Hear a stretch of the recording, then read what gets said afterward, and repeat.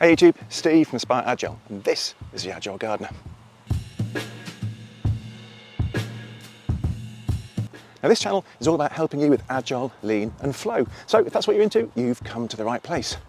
Now normally I do more structured videos back at the house from my stuffy small little office, but today I'm out and about getting some fresh air and stretching my legs. Now recently I've been thinking about what determines the success of a sprint and what measures we've got available to help us with this. I guess there are quite a few, and there's the obvious big one, customer and client feedback. But apart from that, I can't think of anything better than the sprint goal. And that's what I'm talking about today. Or more specifically, what happens to a Scrum team when they don't use a sprint goal. Now, I'd love to hear your thoughts on this, so please let me know in the comments below. Are you using a sprint goal? If so, how's it going? And if you're not, let me know. I'm very interested to find out why. Now, in my experience, it's the most overlooked and underused element of Scrum. It's not because it's not mentioned in the Scrum Guide either, it's always been there from day one, and it got more prominence in the 2020 update. Now, when I say it's mentioned in the Scrum Guide, I mean it's mentioned a lot. I mean a lot. It's got 20 references, which is more than the sprint backlog gets. And in a document that is only 10 pages long, that's highly significant and should be telling you something very important.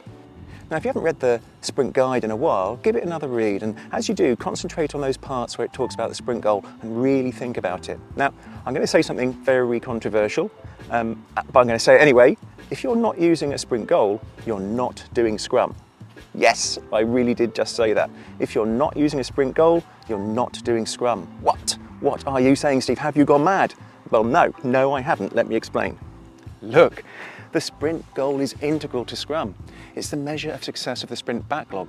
The commitment to the sprint is not to the individual stories that are in there, it's to the shared sprint goal. It's not optional, not if you want to do Scrum and do it well.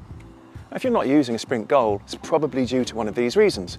Either you're not aware of it, or you see no value, or you've tried to use a sprint goal but couldn't find one. Now, the question I'm pondering today is what happens to a Scrum team when they don't use one?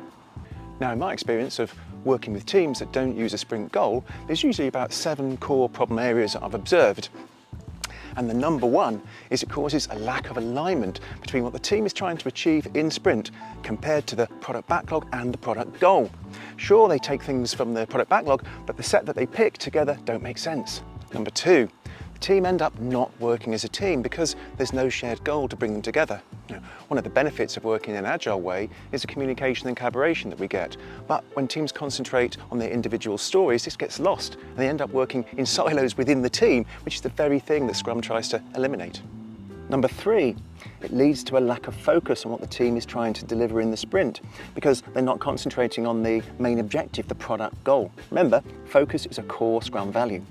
And if you're getting any value from this, please consider liking and subscribing if you haven't already. It really does help the channel out. Number four, it makes it more difficult for the product owner to work with the team to create the roadmap. And it doesn't help with engagement with stakeholders either because the stakeholders simply can't see the value of the sprint as a whole. Number five, it also means the team often end up working on too many things at the same time, which increases their work in progress. And if we increase the work in progress, as we know, you increase your time to deliver. Number six, sprint planning is made far more difficult than it should be because of the lack of the shared goal. And finally, number seven, because the team concentrate too much on the individual stories, they end up following a plan rather than responding to change. It's much easier to respond to a single sprint goal than it is to 10 or 20 stories. Now, if any of that sounds familiar and you're not using a sprint goal, I'd urge you to think about why you're not using one. And I'd recommend and suggest to you that it could be time for a change. Now start with your product backlog.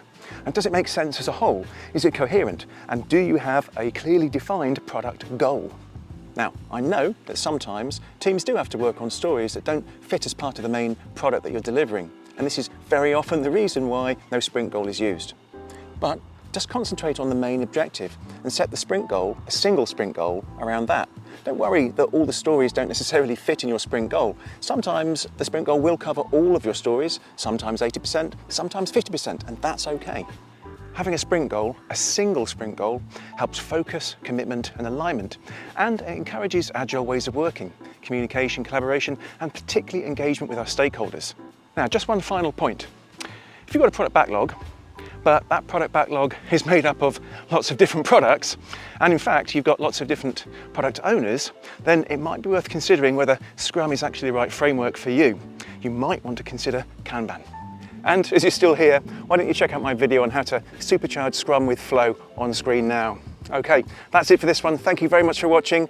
Stay humble, and I will see you next time.